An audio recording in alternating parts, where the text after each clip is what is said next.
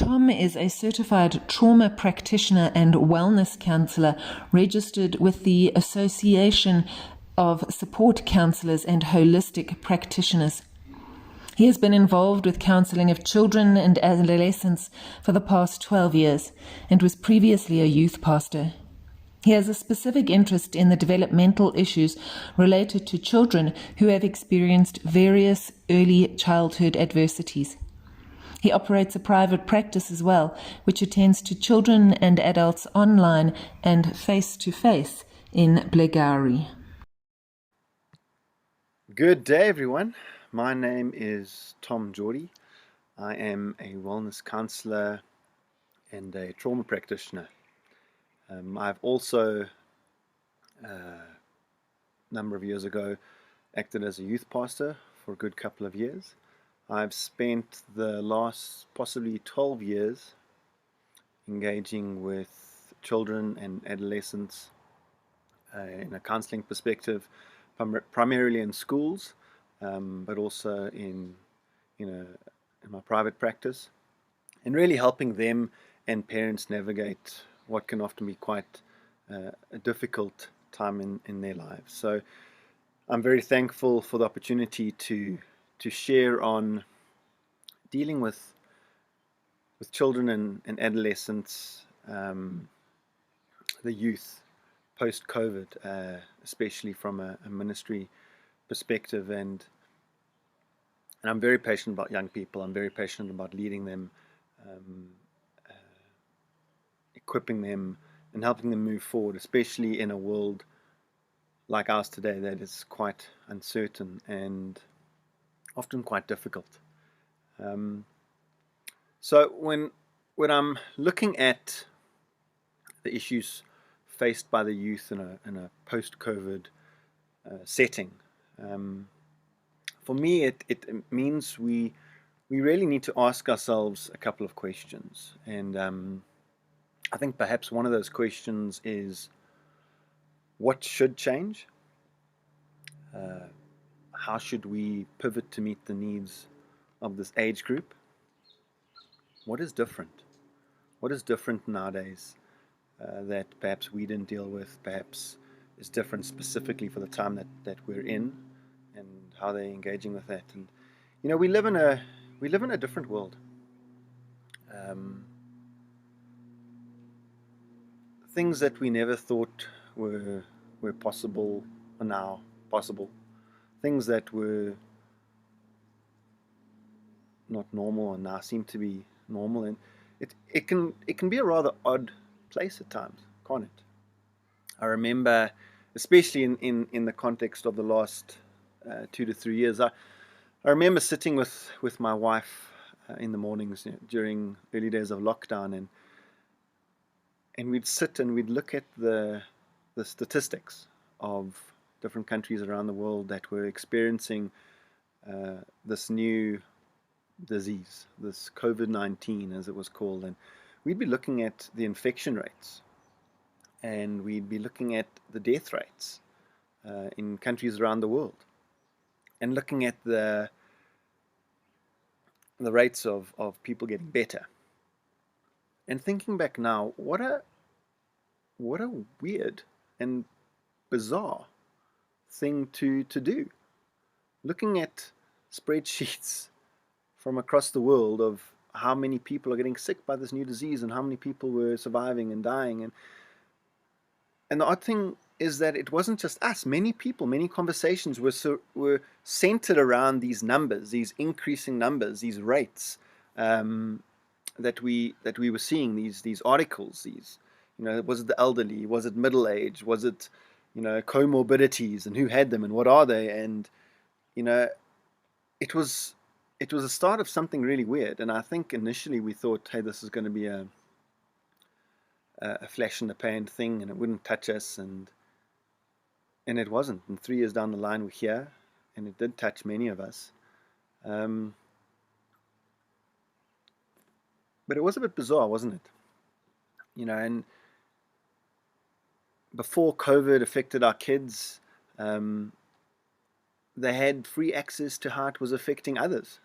They, like us, could look at the news or look online and see how it was affecting other people. Did it position them to say, hey, is this what we could look forward to? Did it seem very much out there? Did it create an expectation of what was to come? Before it hit them, it was almost like sitting on a beach watching a tidal wave coming. And we had situations, sort of the worst case scenario, to little changes. Kids needing to wear masks, kids not being able to go outside, kids not being able to see their friends. I remember one day I was working with a school, and I remember a teacher shouting at children for being too close to each other. What a bizarre scenario, that adults got upset with children for being too close on a playground, too close to their friends. Then we had kids who everywhere they went, whether it be school, various places, they had this item that looked like a gun placed on their forehead.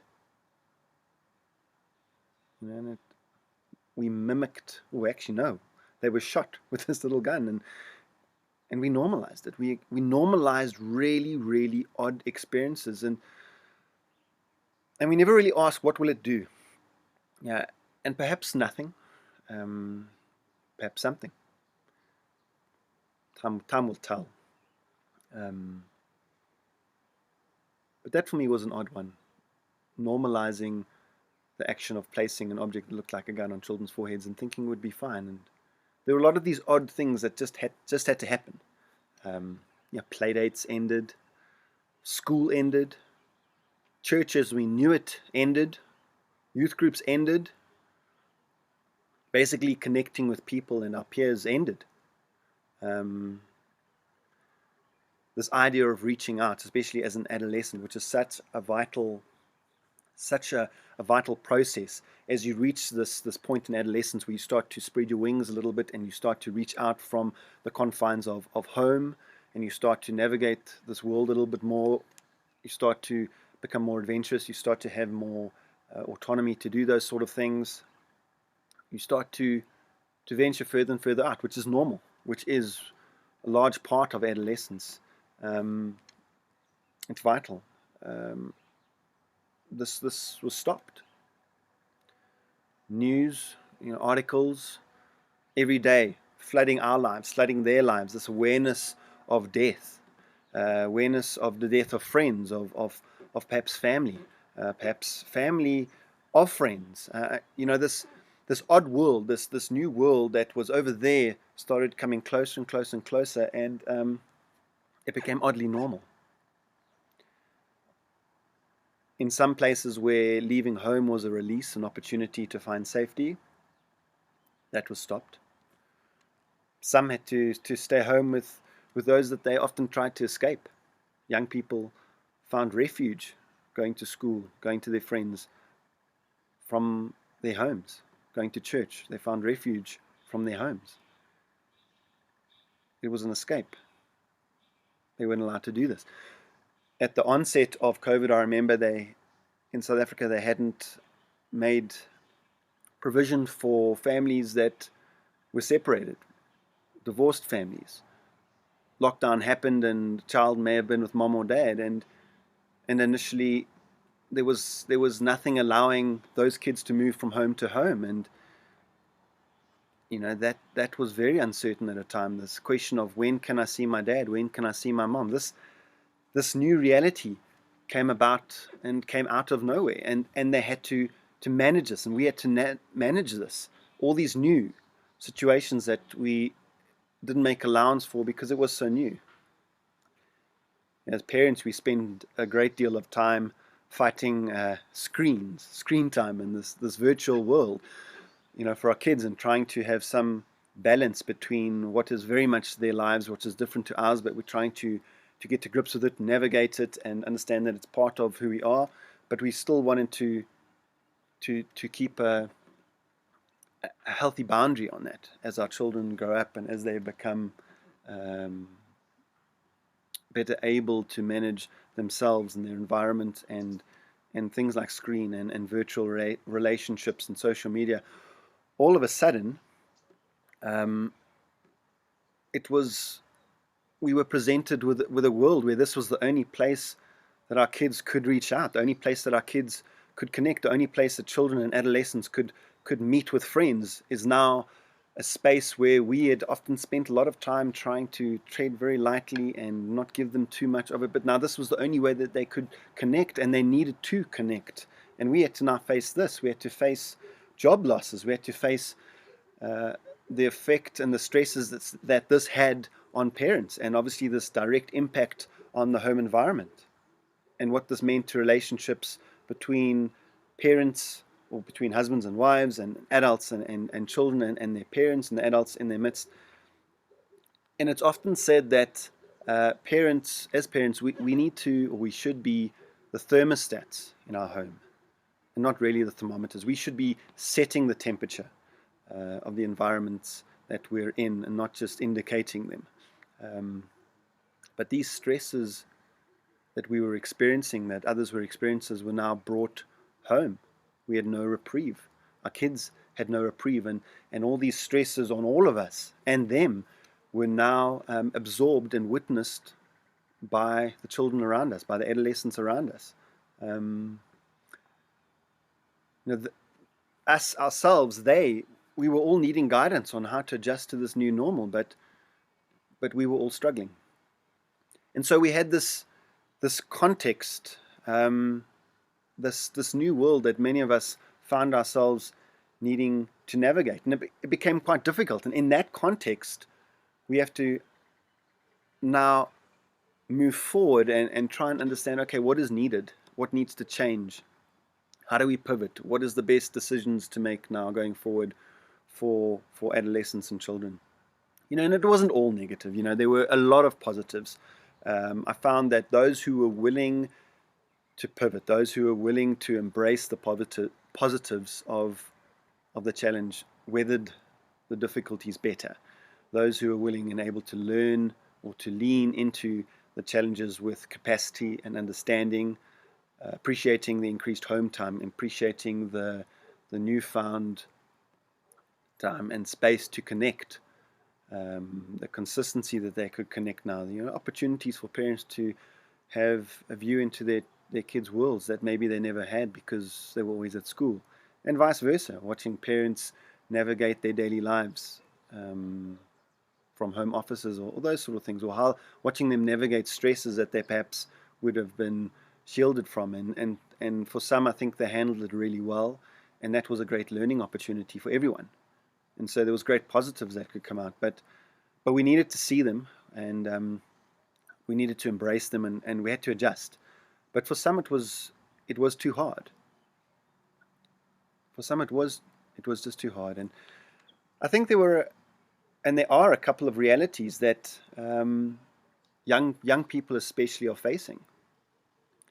This idea of massive grief is very much a reality of young people. And I'm not simply talking about the grief that's associated with the loss of a loved one or a friend or something like that. Imagine you were an adolescent, or a school-going age person. Imagine the losses in terms of events, in terms of camps, in terms of friendships, in terms of sporting events, in terms of matric dances, in terms of leadership opportunities as you find your way up into school that you never had the opportunity, in terms of a normal teenage reality for the last 2-3 years. And make no mistake, that's a long time. It's for some adolescents, that is all they really remember of those years. It's a huge chunk of time, and they need to be allowed to grieve that.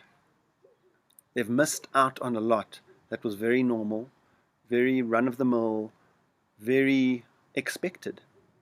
But they never got to experience it because of lockdown, because of sicknesses, because of other stresses. And that becomes part of who they are, and they then have to carry that forward and navigate this journey ahead of them, needing to deal with those things. we've not all weathered this period equally. Some have done really well, and some have really struggled. There's been a mass of of of the sense of losing control as our children reach into this adolescent time. They get to experience a world where they get to have a little more control, a little more say, a little more autonomy in their world, and that for all of us was taken away. And for many people, they've had huge issues with that control that's been taken away from them. But many of these kids who were supposed to step as part of normal growth into this more self-controlled environment never got that opportunity. So those are some of the very simple realities that they're having to navigate. And obviously, because they are having to navigate it, and then they come into the space in terms of a church environment, these are extra hurdles that need to be overcome. These are extra challenges that need to be supported, and they need extra scaffolding as they work through these things. And we need to be aware of that. And there's an indicator called universal needs that the National Institute of Trauma and Loss in Children in the States looks at.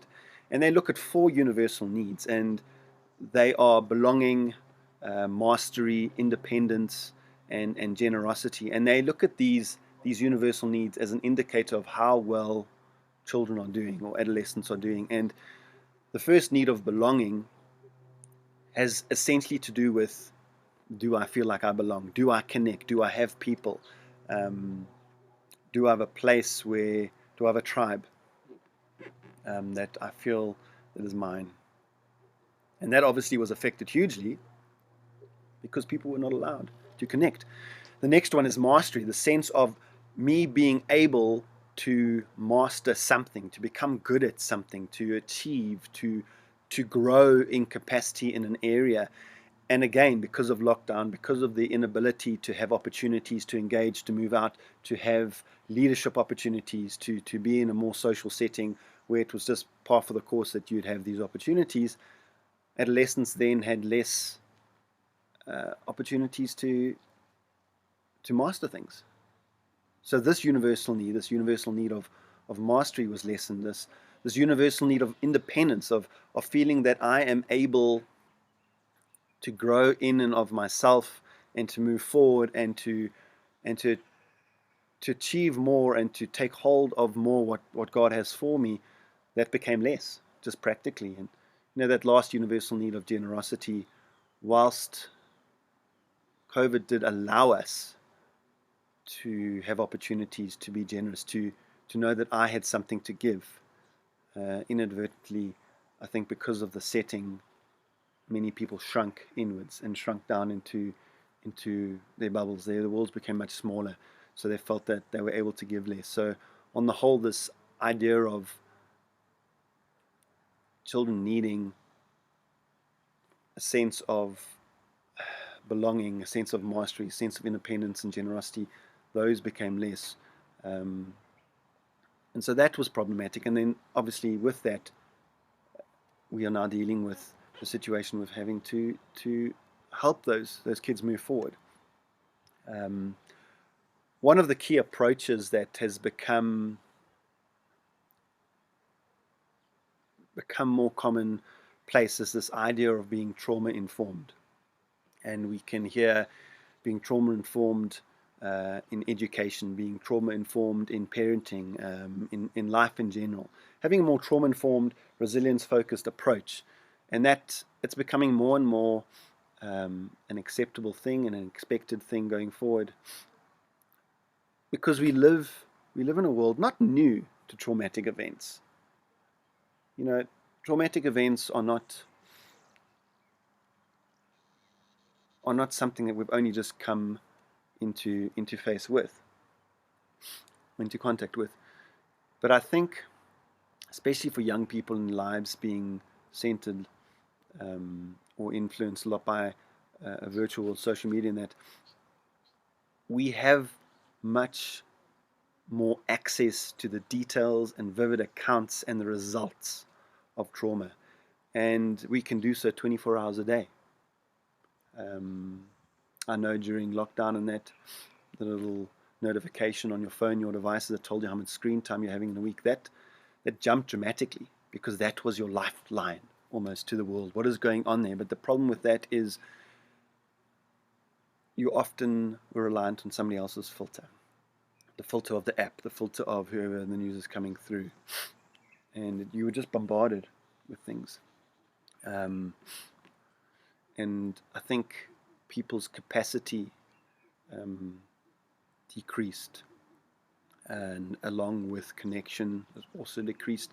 Along with support mechanisms, they also decreased, and became quite difficult, I think, to navigate this trauma-filled world.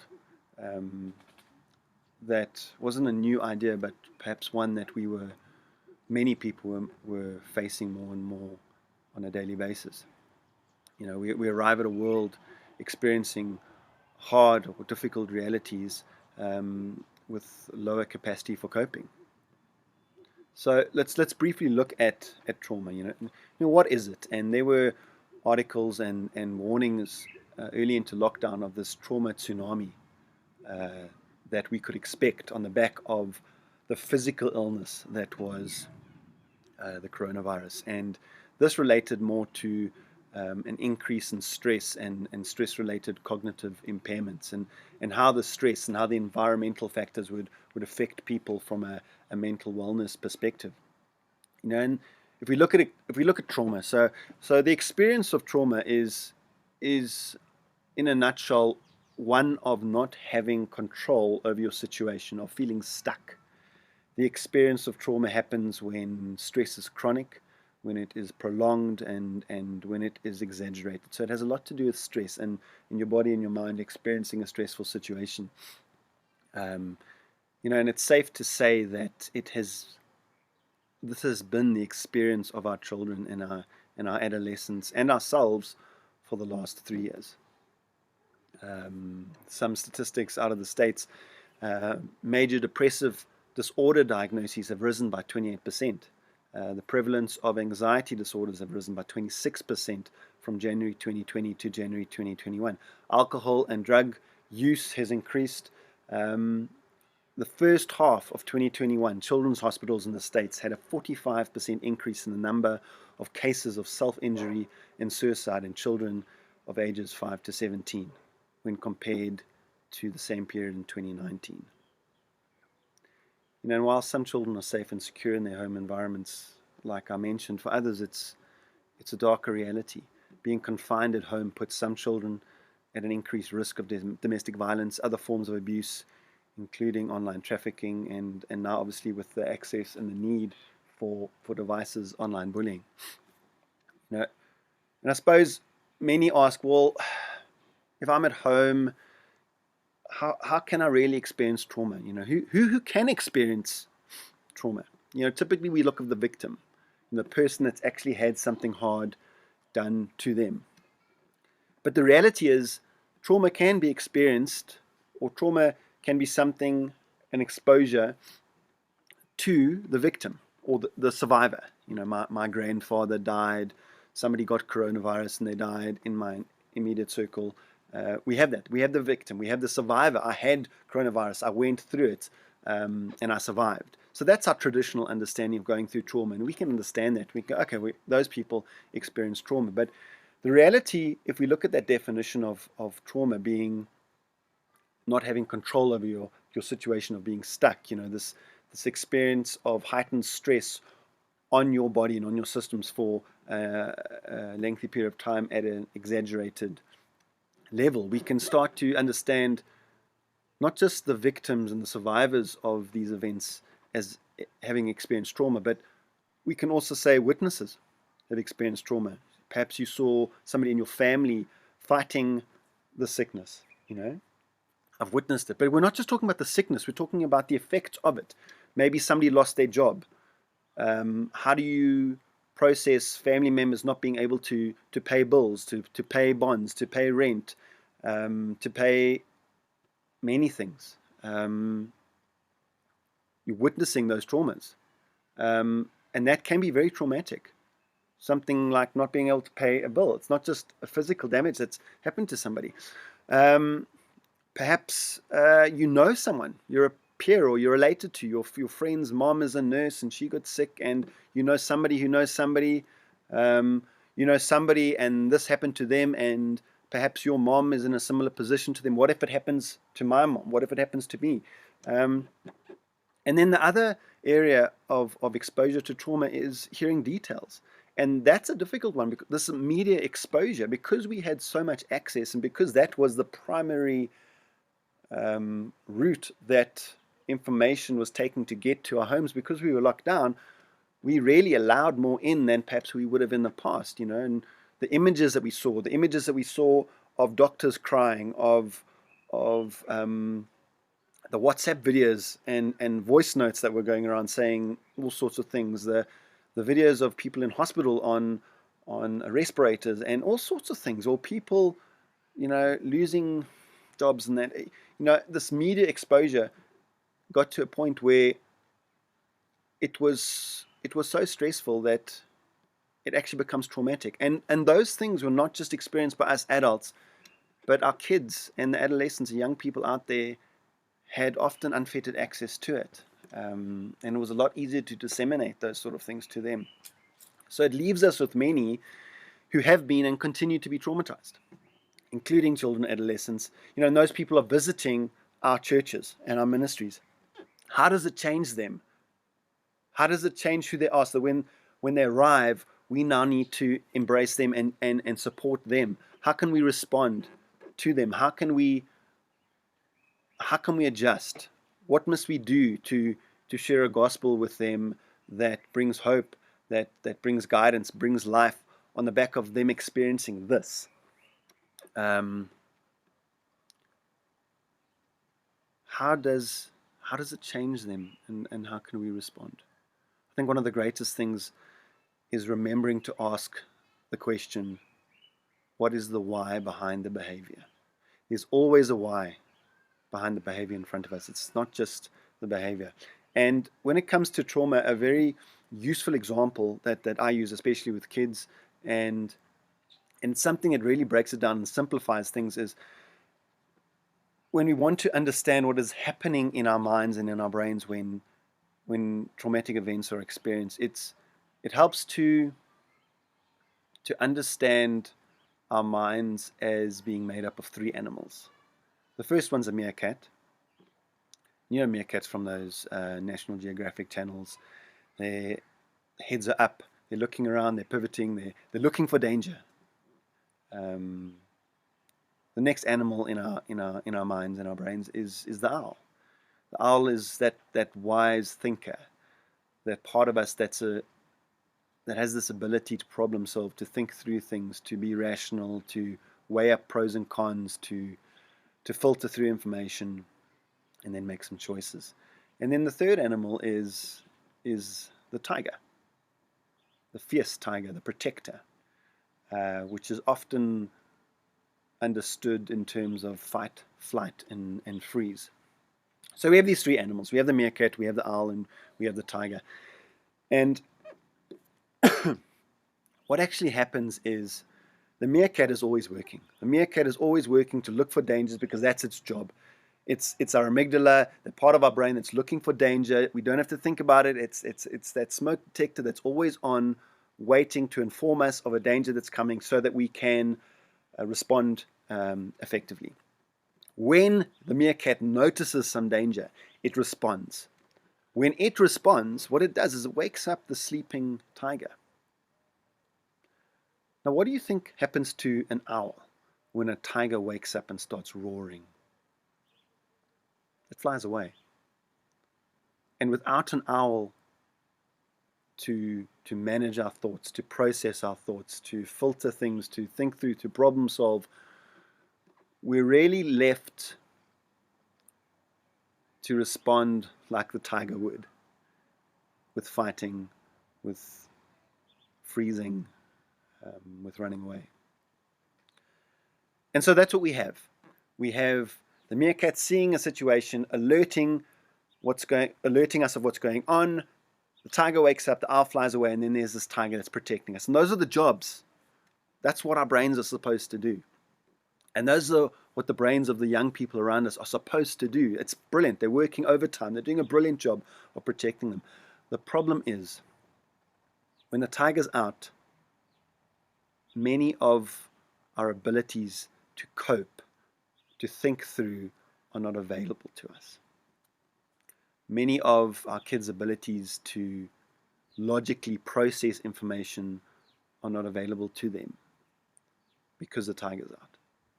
So what we need to do, we need to wait for the tiger to go back to sleep so that the owl can come back, we can become regulated, and we can process whatever has happened. But the challenge is, if we have so many traumatic events happening, or if you've got an environment, a heightened stress environment, what we end up having is an overly sensitive meerkat that might jump at any little thing. So things that may have caused the meerkat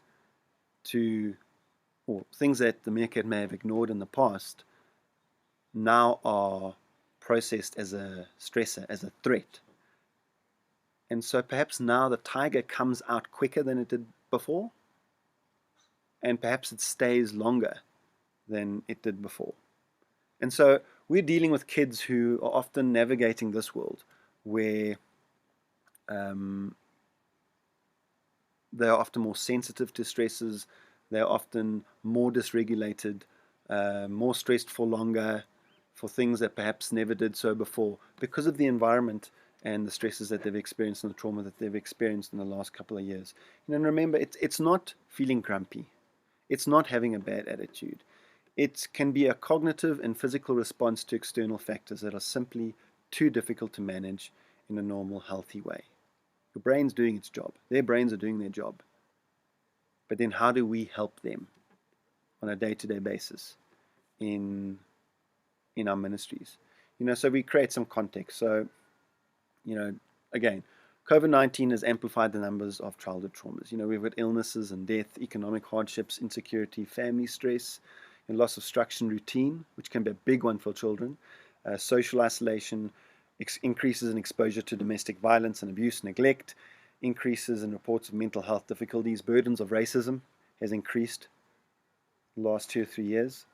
That's the setting that we're dealing with. And COVID-19 was also unique. It was a sudden onset, perceived sudden onset, prolonged and exaggerated. We're still dealing with, still going on, multiple exposures and experiences to difficult things.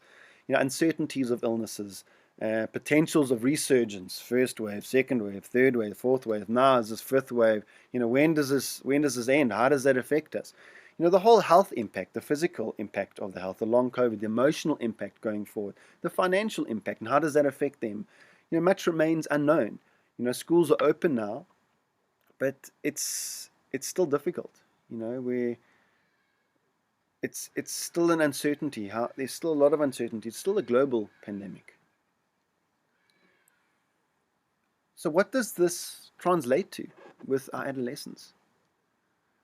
Well, practically, what it creates is a group of people who are more easily startled. These are the kids who are going to come into your youth ministry, who are going to come into your children's ministry during the week. They're going to be more easily startled. They're going to be more anxious. Perhaps they will cry more easily. They will have more depressed moods. They will be perhaps more lonely. Perhaps they will be more sensitive to sounds.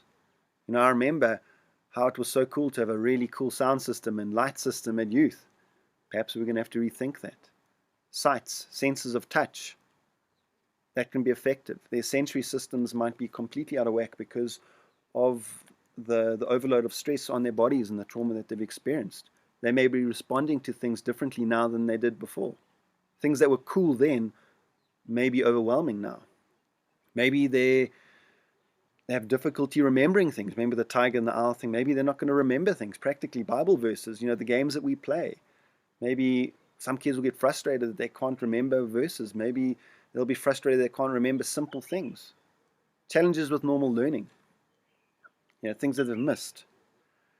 Their behaviors might be hard to regulate because they're acting in this fight, flight, or freeze situation. They might act out more. But again, we're not looking at the behavior, we're looking at whys behind the behavior. We need to ask why. They might have trouble using their words.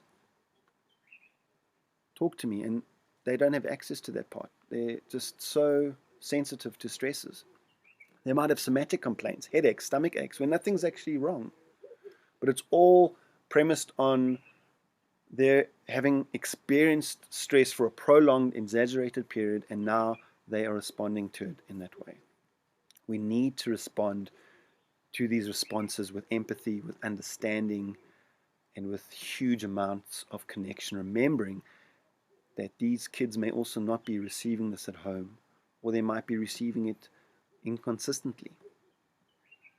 So these are the types of children that I'm seeing, and I think are going to start coming, or have started already coming in, and we need to be aware of that. We need to be positioned and prepared to receive these kids and support these kids.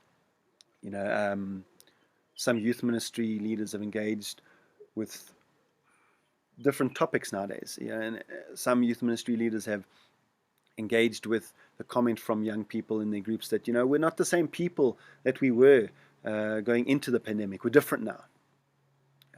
Some have said, we've moved further from church but closer to Jesus. What does that mean? What does that mean for churches? What does that mean for our ministries? On the surface, that sounds wonderful. But if we had to unpack that, what does that practically mean? Numbers-wise, comfort levels-wise, engagement-wise, what does that look like? Some people are really questioning, where's God? How did God, that same old thing. If God so loved us, then why? That's, for some people, that was a distant question. Now it becomes a little bit closer to home. Many are finding that this image of perfection actually turns young people away, especially they embrace vulnerability. They want to know that it's okay to be weak, and that they will find a place where they're accepted even if they are struggling. Young people are really appreciating that. Again, looking back at that universal needs, looking at generosity, looking at mastery, looking at independence, looking at belonging, the effects of those things. How can we work those things into our daily lives to support this idea that, hey, you belong, hey, you can master, hey, you're still independent, and you can still be generous. You still have so much to offer the world, even if you've missed certain opportunities. So what can we do? I think a wonderfully powerful tool is play. Play, making things fun. Play disarms fear. Play disarms many of the stresses that they may be responding to, and it's a great way of engaging with them, and calming them, and allowing them to settle to a point where they are receptive. Safety. Being safe is not the same as feeling safe. You all know that you've walked into a room and you're safe. In your head, you're safe. But there's something about that environment that you just don't feel safe. And that is that meerkat, that overly sensitive meerkat, that perhaps something has happened and something is not triggering you. So we need to be thinking about, hey, how are our kids responding to our normal structure, our normal routines? And we need to perhaps pivot and think of ways to help them feel safer. We perhaps need to embrace the fact that emotions are things that are okay. And they are okay. We've got an entire Bible where we have Jesus. We've got Jesus weeping. Jesus wept, the shortest verse. God gave us emotions. And our kids are struggling with these emotions, and their parents are struggling with these emotions. So perhaps we can normalize emotions. We can provide a space where emotions are acceptable and accessible for them. We can provide places where they can ask why, and we can ask why. Ask yourselves, what has happened or what is happening that is affecting this child right now, this child in front of me? How can I support this child in front of me? What is going well for this child? How can I build upon this child's strengths and their resiliency? Looking at those universal needs. Maybe we can ask the children, what's happened to you? What's your biggest worry? Who's taking care of you? How's everyone in your family doing? Is there anything good that has come out of this experience? That's a great question to ask, because the reality is we need to be able to pull out positives, to be able to reframe stuff that may on the surface look very bad, but when we look at certain difficulties, we can reframe them in a positive light. And what that does is it gives us control over things again, to say that, hey, this thing may have happened, but I do have an element of control, and I can regain that by looking at what positive things have come out of this experience. What things or people have helped you get through this experience? How have you helped other people? Again, that'll help with that sense of generosity, that universal need. Is there anything you need or that I could do to help you feel even a little bit better? Trying to meet those needs of belonging, of connection, of independence, mastery, and generosity. Meeting needs, reframing, and of course, massively praying. Praying. Having them pray for people. And a great thing of importance is encouragement and providing hope. I think young people, many are struggling with this idea of this weight is too much for me. I need hope. I need to be able to stand in the storm and know that I'm not alone, and know that there is hope. And we have great hope. We have the greatest hope. And that's possibly one of the most powerful lessons that we can share with our young people. Some key experiences children need to nurture and build their resilience, a connection and a sense of belonging, having high expectations of our kids. We can still have high expectations, but we just may need to have higher support than perhaps we have in the past.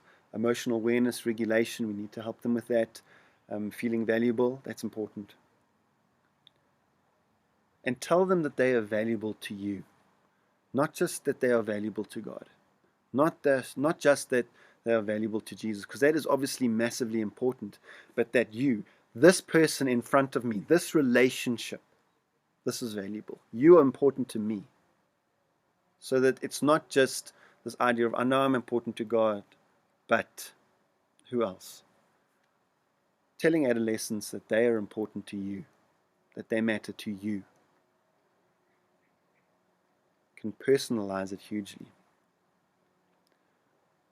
I think in closing, you need to remember that resilience is not silence. Silence from a young person doesn't mean that they're coping. It just might mean that they don't feel they have a voice. They don't feel that they're allowed to have a voice. They may not have access to that voice. We mustn't confuse the two. Resilience is not silence. So we need to be aware. We need to be asking questions. We need to be observant to behaviors. We need to be able to look at how people are acting now and perhaps compare them to how they were acting before, how they act in front of different people. How are their moods? How do different environments affect them? How do different scenarios affect them? We need to be open to those things and respond to them. I was listening to a Cat Stevens song, and the one verse goes, "Oh, I know we've come a long way, and we're changing day to day. But tell me, where do the children play?" And I think sometimes in all the complexities, in all the difficulties, and all the big steps forward that we're making, the smallest gesture, the simplest, most obscure, the one that is obvious, can be the most powerful. Play disarms fear. It brings peace. It reminds kids that they are safe. Play may look different from age to age, but perhaps it's a tool which can guide us as we begin the process of resetting what we've done to support us, especially our kids, young people and adolescents. Play is important. Let's bring play back into our ministries. Let's bring fun. it will disarm the fear that perhaps they've become accustomed to, the stress that they've become normalized to and overly sensitive to. This idea of a reset, it speaks of going back to factory settings, almost, the defaults. What were those defaults God intended? What were those simple steps that we started out taking, that Jesus took? Perhaps the best thing we can do for our young people is to be present, to be mentally and physically present, to hold space with them and allow them to see us as vulnerable in this together, and hopeful that God can turn this all to the good as we love. Thank you so much for this opportunity, and I really hope and pray that it's added value to you, and it's been an encouragement, and it's helped equip you in your journey forward with the young people, helping them, equipping them. So thank you, and God bless.